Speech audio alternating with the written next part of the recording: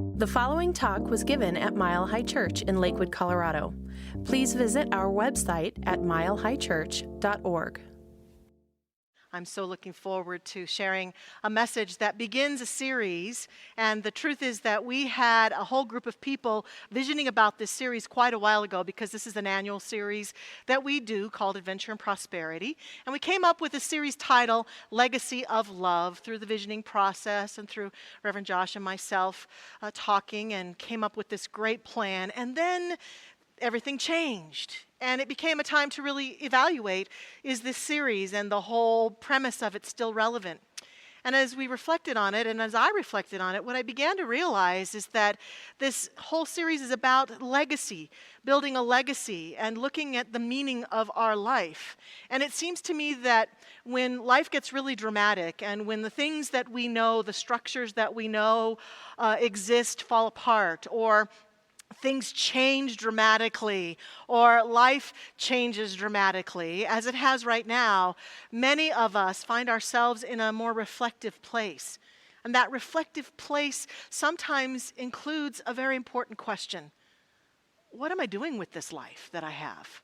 What is the meaning of this life? What am I contributing to this life?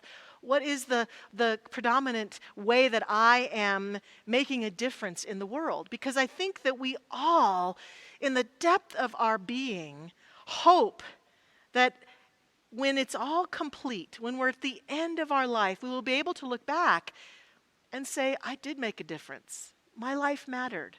My being here contributed to humanity in some way, shape, or form. And so it seems like with the changes that we're going through, with so many of what we would call normal structures falling away, so many things that we do and we're about falling away, it's a great chance to visit that. And so we're going to do that for this whole month of May in different ways, looking at the ways that different aspects of our life can help us to build legacy, to build a life that matters. When I contemplate these questions, I often ask myself to take a test. And I've shared this test here on the Mile High stage before with those of you who've been with us here at Mile High Church, and I'd like to share it again. It's a test that asks us to compare a couple of things. For example, it invites me to ponder things like, okay, who won the Super Bowl this past year? Who won the best Oscar for the best actor or actress? Best director? Who won the Nobel Peace Prize recently? Who has won the Miss America contest, or whatever those contests are about beauty and accomplishment? And all of these things are wonderful aspects of our life. But when I think about them, depending on my interest, I may or may not actually remember who the winners of those contests were. Contrast that to questions like this. Who's believed in me even when I had a hard time believing in myself? And names immediately arise. Faces immediately arise. My mother, my wonderful husband, Roger Teal and Erica Teal, Reverend Josh Reeves, the people that I work with and hang out with. The names just flow through my being. Easy, quick, faces of clarity. Who has believed in me? I like this question. Even when I am imperfect and sometimes behave badly. Same cast of characters. Rise forth, believing in me. Who do I know would be there for me no matter what? Same names. Same beings. Rise forth easily and effortlessly. And who supports me in living my best and being my best? When I ask myself these questions, I think the reason that these names and faces come so quickly is because the heart is the seat of where the legacy of living is built from. The heart that is the core of the love within us, that is the essence of us. When I look back and I imagine myself at the end of my life looking back, what I hope will be there when I get to my last day on this planet Earth is that I will be able to feel satisfied that I know that the people in my life knew that they were seen and they were loved. It won't matter what awards I've won, and it won't matter as much the things that I've accomplished. They'll matter some, but ultimately, I think that moment of stepping out of this world into the next will be filled with the greatest amount of satisfaction if I can say that I came here and I loved well, and people knew it, and I gave my gifts, and I showed up, and I did my very best. And as I've walked with people through that journey, as I've been with people in their last moments and been with them for maybe the last meeting I would have with them before they crossed over, I've noticed over these many years of ministry that none of them are obsessed about, did I make enough money? Did I do enough? Did I work hard enough? Did I work enough hours? It's all about the heart at that moment, the softening of the heart, and the awareness of who I am at a deeper level. And so we then have a chance now, as we are being more reflective, to consider the possibility that we could create a life of deep, profound legacy. Now, when I looked up legacy in the dictionary, I found a number of different meanings. Some are more technical than others. But basically, legacy is a gift of a bequest that's handed down, endowed, or conveyed from one person to another. It is something descendable. One comes into possession of that legacy because it's transmitted, inherited, or received from a predecessor. And I think today that I'd like to explore with us in the beginning of this series 2 distinct ways that we find ourselves focused on our legacy of life. Now, often we ministers here at Mile High Church will lean into acronyms to support us as we share the talking points and the teaching points of our message, because we've been mentored so well by Dr. Roger and because we're very creative. And I will say I don't have an acronym today. And so I created my 2 talking points, and they are best probably remembered and embodied if one does them with a French accent. So I may become the minister who uses accents for my talking points. Maybe that would be my legacy of talking point contribution to Mile High Church. So one must talk as though one is French today to understand my talking points. I won't talk with a French accent through the whole talk. So I took the word legacy and I broke it down. So the first one that we get to look at is legacy. Legacy. Notice that the word in the middle of that is ego. Ego. And we have had many definitions of ego over the years. What this talking point is about is the challenge that we fall into many times of making an attempt to build our legacy on the structures and forms that are outside of us. Some people have defined ego as edging God out. There's an acronym for us. Edging God out. Or the ego can be defined often as the part of us that distinguishes itself as separate from other people. Now, this in and of itself, I don't think is a horrible thing for us to do, because part of the joy of coming into this planet and onto this earth experience is to experience the distinctiveness of what it is like to be me, the unique being that I am, my unique DNA, my unique personality, my unique gifts and talents, my unique relationships. And the universe, we believe that at the heart of the universe is what we call unity and diversity. And so our diversity and the ways that we're different, or the ways that we're distinctive from other beings, they're not all bad. Not all bad at all.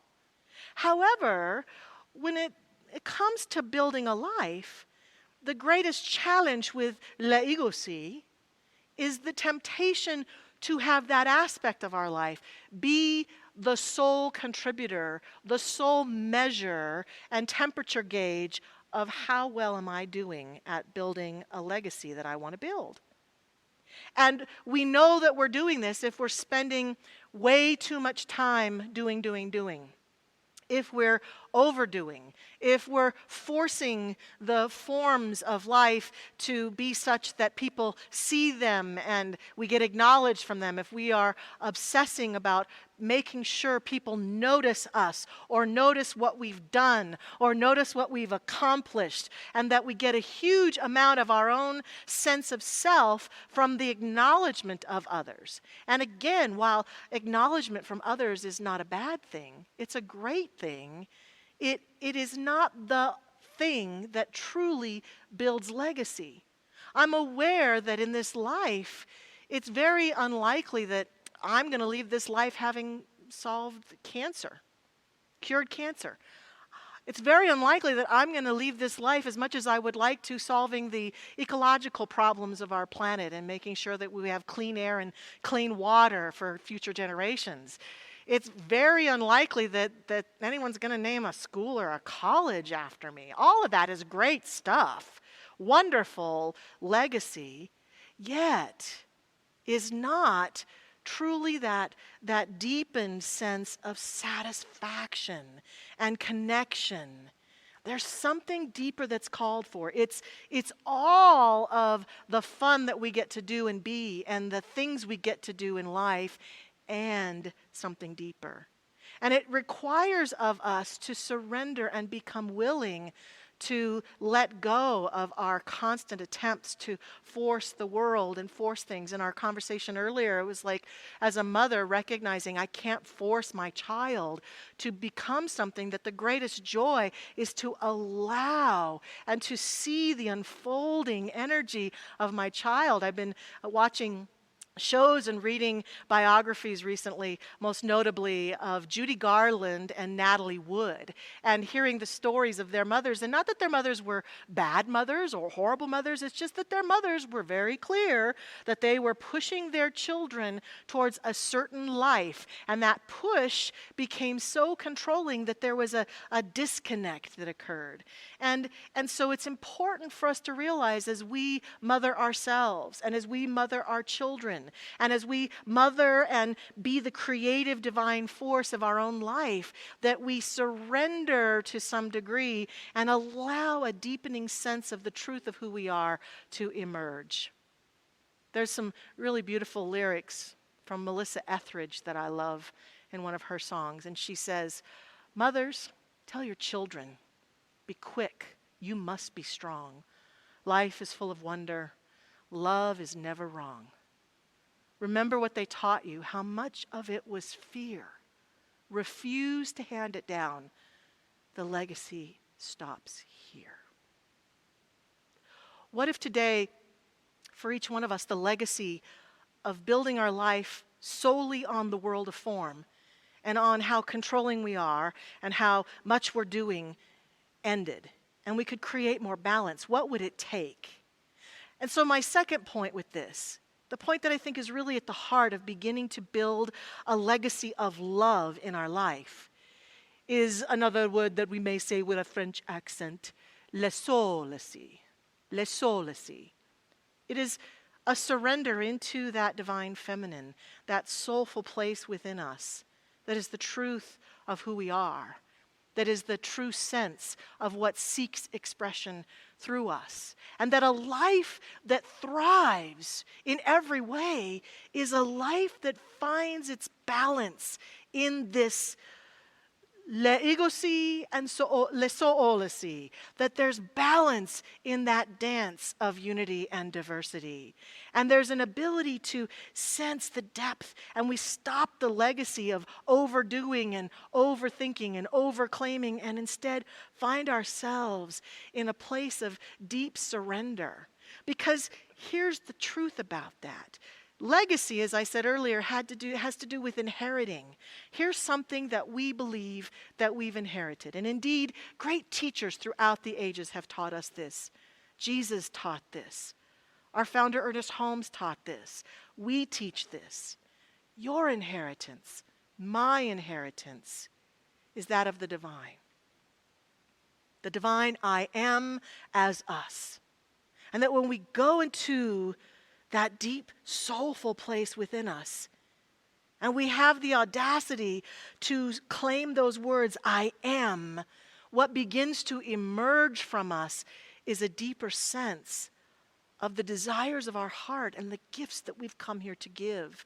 And it takes sometimes great courage and a great breaking away from the world of form to claim those gifts, to really deepen into those gifts, to have the spiritual courage to stand in the truth of who we are. As I watch our culture evolve, I will say that I have gathered great inspiration from our LGBTQ community to watch them struggle for many years and begin to experience a greater sense of themselves and to be willing to become open and to dance forward sometimes into coming out in situations that could be dangerous for them, or in relationships where there could be a loss of love, a transgendered person choosing to follow their soul's desire towards what seems right for them.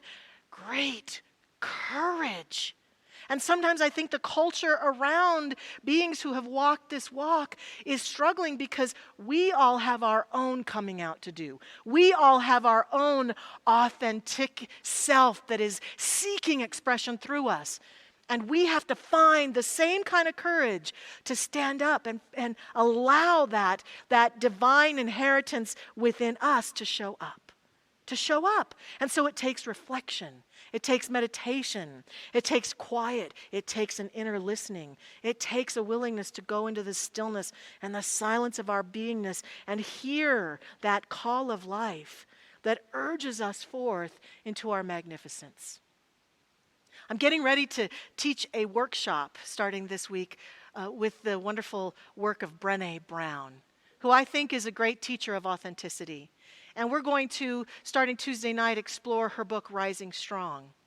But one of the things I love about Brené's work is she really teaches people through this work to find those inner values that mean the most, to find those values that are true for each one of us, and talks to us about there's usually one or two. There's not 10, there's one or two. And that to me has been some of the greatest soul work of my life. To find that inner value that means the most. For me, it is love, as I said earlier. And what it then demands, and sometimes the reason we can be skeptical about that, is that we know a lot of people and companies and business who say they live at this level of high values and then they're not authentic about it. Or they do things or they behave in ways or they say things that are not in alignment with their values. And indeed, that can and does happen to all of us at times. But the thing that begins to happen is that with the deep recognition of our soulicy comes a clarity about my values. I value love. And therefore, if I've had a conversation or a moment in my life where I can say I was not in alignment with love, I know my work. To continue to build the legacy of the life I seek to build, I have to go back and clean it up, deal with it, figure it out, pray about it, do something, because my value of love constantly pushes me forward in this world of form, in my leigocy and in my lesolicy. And so I invite us to begin to do this work, to begin to open up this week. Next week as we come together, we're going to really dig into, okay, once I've gotten some clarity, and some of us may have it now and some of us may not, but this week is a week to deepen into that clarity. Once I've got this clarity, what are some of the best tools for me to really show up as me? And how do I do that in a way that feels safe and authentic and powerful for me, in a way that really serves me? And before I pray, I'd like to close. We have a slide of a great quote from Brené Brown. She says, at the end of the day, at the end of the week, at the end of my life, I want to be able to say that I contributed more than I criticized. I want to say that too. And so we can say that as we lean into and call forth the legacy of our life. Let's pray together. I invite us to go within and to step into this deepened space, these questions and possibilities, this energy that swirls around and through us and as us. It is the divine dance of life that is calling each one of us into our greatness, into our gifts, into singing the song of our own beingness powerfully and joyfully, into standing powerfully and lovingly in the truth of who we are, in walking forward in our life in ways that take courage, that take inner connectedness, that take a deep listening. And so what I declare and accept from this place of connectivity that I know is the truth of each one of us is that this week brings forth for each of us a greater understanding of this, a greater wisdom that just rises forth and begins to have its way. Some of us will do this and find this by a deeper conscious reflection. Some of us will be moving through our life and suddenly we'll feel the bubbling up of that great remembrance of a deeper truth of who we are and what we're here to be. But we allow ourselves to feel the alignment and the movement and the call of this series and of this community to each one of us in being and living a great legacy of love. As the late, great Dr. Wayne Dyer would remind us all the time, we choose not to die with our music still in us. And so we allow this week the music of our own soul, the music of our own life begin to play. Loudly, clearly, joyfully, we hear that song. We begin to dance to that song and move to the beat of our own soul, to the beat of our own heart, the beat of our greatness. It is safe. We can do this. We can reflect upon this, and we continue this journey together in love and light. I'm so grateful. I am so grateful because we can see how so many beings in life, so many examples of people who stood up and said yes to their calling, to their gifts, to their talents, to their soul. And we ride on the energy of those truths and those lights and feel our own soul in alignment. And in great gratitude for this prayer, I simply say thank you. I release this now into the action of that law that makes it so, and allow it to be, and allow it to move forward into creation. In love and light, we let it be, and so it is. Amen.